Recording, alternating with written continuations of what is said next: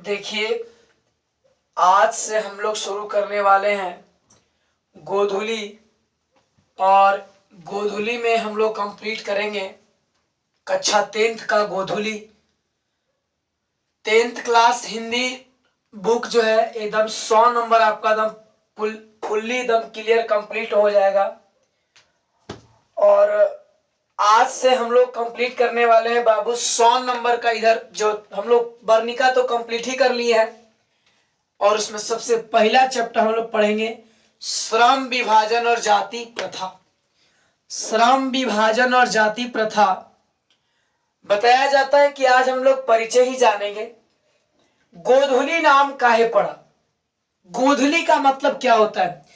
देखिए, यूट्यूब पर आपको बहुत सारे वीडियो मिलेंगे, लेकिन होता क्या है कि लड़कों सोचता है कि शॉर्ट में मिले और जल्दी में हो जाए। तो जितना खीर में चीनी डालेंगे उतने ना मीठा होगा।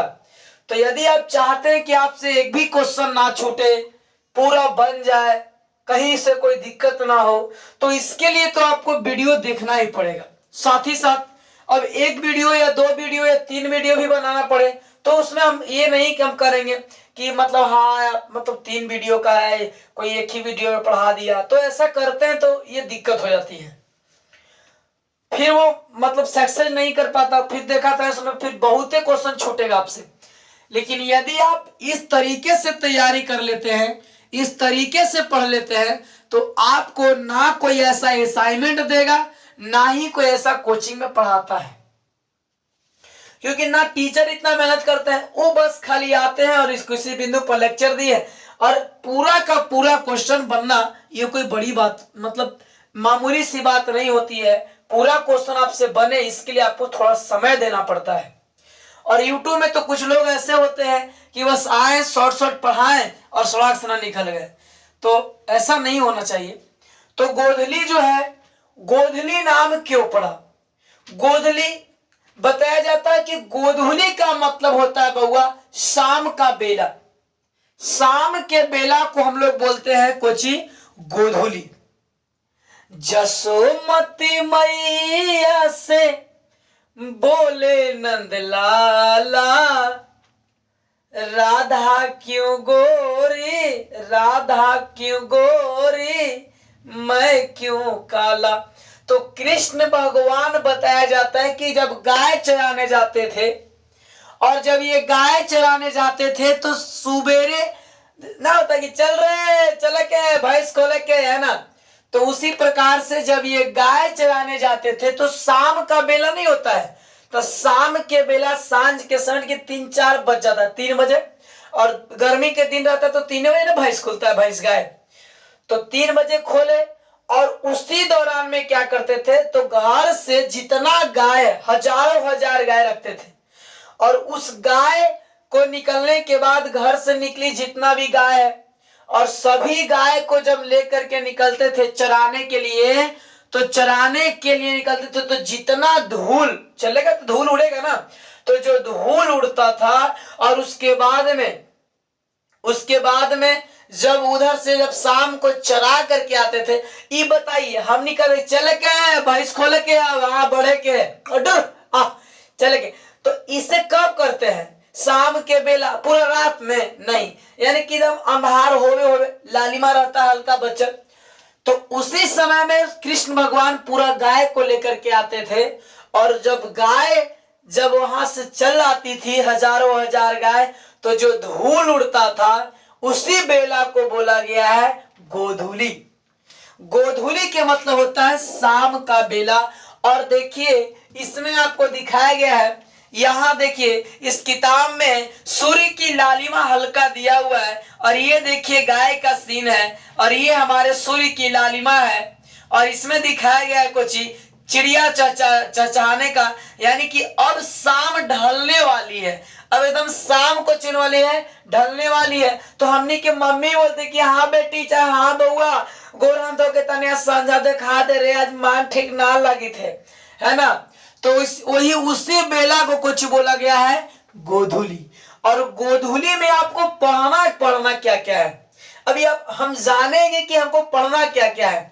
तो गोधूली में आपको पढ़ना क्या क्या है, 12 को पढ़ना है गद्य खंड और 12 को पढ़ना है काव्य खंड।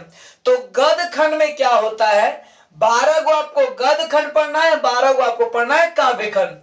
तो गद्य माने होता है गदगद, यानी कि 12 को आपको कहानी पढ़ना है, जिसमें से पहला कहानी यहां शुरू करने वाले हैं श्रम विभाजन और जाति प्रथा। श्रम विभाजन जाति प्रथा, देखिए श्रम के मतलब होता है काम, श्रम के मतलब काम, विभाजन के मतलब बंटवारा, श्रम के मतलब काम, विभाजन के मतलब बंटवारा, और देखिए जाति के मतलब जात, प्रथा के मतलब नियम। इसी का नाम पड़ा श्रम विभाजन जाति प्रथा। श्रम के मतलब काम, विभाजन माने बंटवारा, जाति के मतलब जात और प्रथा के मतलब नियम। नवोदय की प्रथा है, शुरू से चलल आ रहा है प्रथा, ये पुराना नियम है, ये जिसको बोले प्रथा। तो श्रम विभाजन और जाति प्रथा अभी देखिए हम लोग इस वीडियो में जो है कंप्लीट करने वाले हैं, ओनली फॉर परिचय। परिचय कंप्लीट करने के बाद इसका हम लोग लेक्चर सुनेंगे। तो श्रम विभाजन और जाति प्रथा के लेखक हैं हमारे भीमराव अंबेडकर जी। इनके लेखक कौन है, भीमराव अंबेडकर श्रम विभाजन जाति प्रथा के लेखक हैं। और इस लेखक का पूरा नाम कोई कभी पूछता है तो बाबा साहेब भीमराव अंबेडकर। जैसे कभी पूछता है कि एपीजे अब्दुल कलाम का पूरा नाम क्या है, तो अब्दुल पाकिर फकीर है ना, अब्दुल पीर फकीर है ना, अब्दुल पाकिर फकीर जैनुलाब्दीन कलाम आजाद। नरेंद्र मोदी का पूर्ण नाम क्या है, तो नरेंद्र दामोदर दास मोदी। महात्मा गांधी का पूर्ण नाम क्या है, तो मोहनदास करमचंद गांधी। उसी प्रकार से तो भीमराव अंबेडकर जी का पूर्ण नाम क्या है, तो बाबा साहेब भीमराव अंबेडकर। इनका जन्म जो है 14 अप्रैल 1891 ईस्वी में हुई थी। 14 अप्रैल, यानी कि 14 अप्रैल के, 14 फरवरी के नहीं, 14 फरवरी के हम लोग वैलेंटाइन डे मनाते हैं। 14 फरवरी के हम लोग कुछ मनाते हैं वैलेंटाइन डे, यानी कि 14 अप्रैल 1891 में इनका कुछ होता हुआ था, जन्म हुआ था। इनका जन्म स्थान है कहां में, तो मध्य प्रदेश के महू नगर। अब सुनिए, नगर जो दिया है तो क्या गांव होगा कि देहात होगा, सॉरी गांव होगा कि शहर होगा, तो शहरी इलाका में इनका जन्म हुआ। कहां में हुआ, तो मध्य प्रदेश। अब इनका परिवार कैसा परिवार था, दलित परिवार, यानी कि हमारे यहां हम लोगों के अनुसार से कैसा परिवार, डोम जाति में। किनका जन्म हुआ है, भीमराव अंबेडकर का। मानव मुक्ति के पुरोधा कहे जाते हैं बाबा साहेब भीमराव अंबेडकर। बाबा साहेब भीमराव अंबेडकर जो है पूछता है कि मानव मुक्ति के पुरोधा किसे कहा गया है, तो बाबा साहेब भीमराव अंबेडकर को। बाबा साहेब भीमराव अंबेडकर जो है मानव मुक्ति के पुरोधा है, वो मानव को मुक्ति दिलवाए हैं।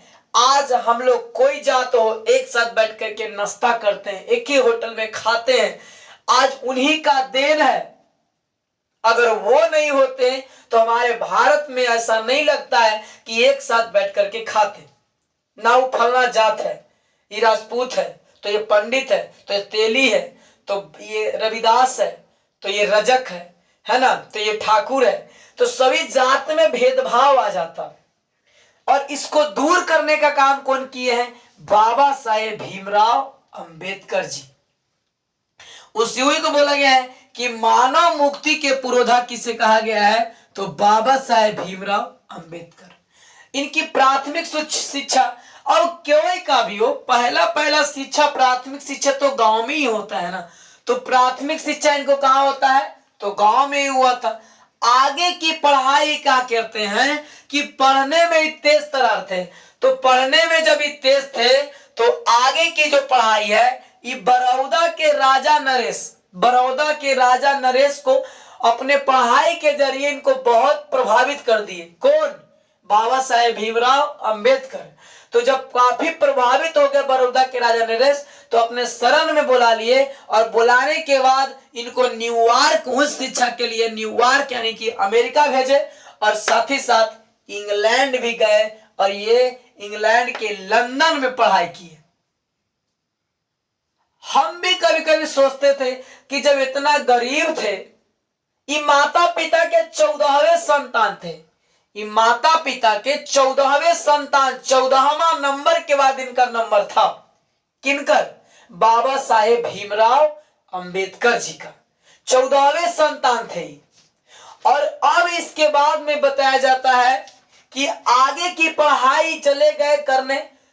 उसके बाद में जब पढ़ के आते हैं तो यहाँ राजनीतिक भी किए हैं, मानव के लिए, गरीबों के लिए बहुत सारे भी कार्य किए हैं, राजनीतिक किए हैं, राजनीतिक के जातिवाद को, भेदभाव को मिटाने का भी काम किए हैं।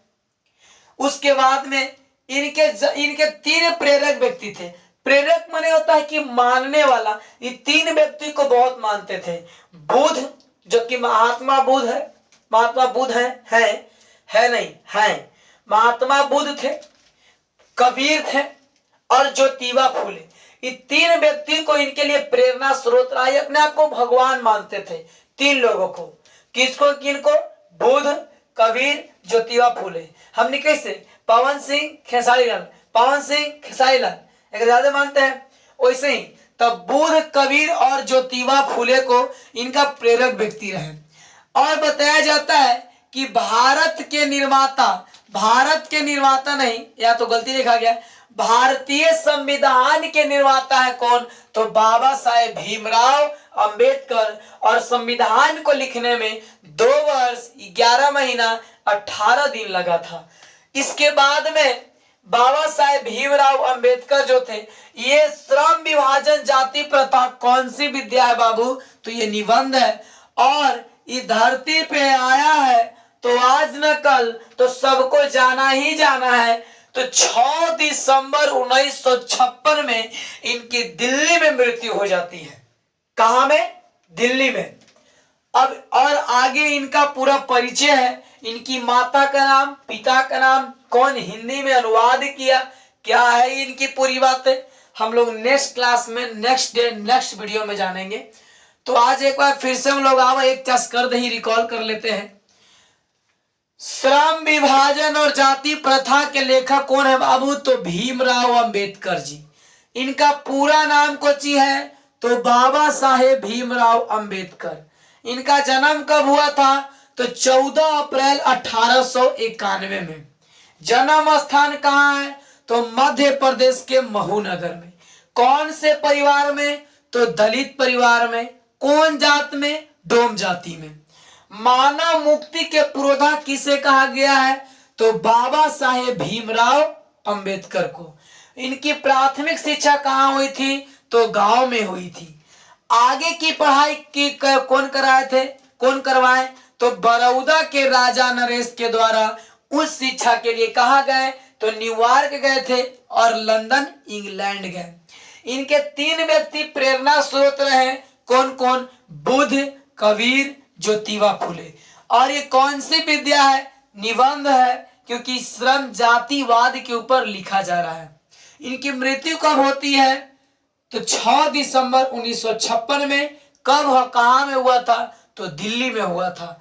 और भारतीय संविधान के निर्माता किसे कहा गया है? तो भीमराव अंबेडकर जी को। देखिए बाबू, यदि आप हमारे चैनल के माध्यम से आप पूरा वीडियो को अगर देखते हैं सही से, तो गारंटी देते हैं कि 100 में, कुछ लोग तो बोलता है कि 100 में आएगा मेरे मित्र 80 ला सकते हैं, 62 ला सकते हैं, 50 ला सकते हैं। हम कहते हैं कि 100 में 100 का दावा देते हैं। अगर कितनों कट-कुट करेगा तो 100 में 95 तब फिक्स है। एकरा काट ही नहीं सकता है 95 को। 100 में एकदम 95 आपको व्याकरण सेक्शन पूरा पढ़ा देंगे और बुक सेक्शन भी। आप बस खाली स्थिरता बनाए रहें। डेली आप अपना प्यार जो है एक एक लाइक बटन शेयर सब्सक्राइब करते रहें, ठीक है। आगे फिर मिलते हैं बउआ नेक्स्ट डे नेक्स्ट क्लास में। आज के लिए इतना ही।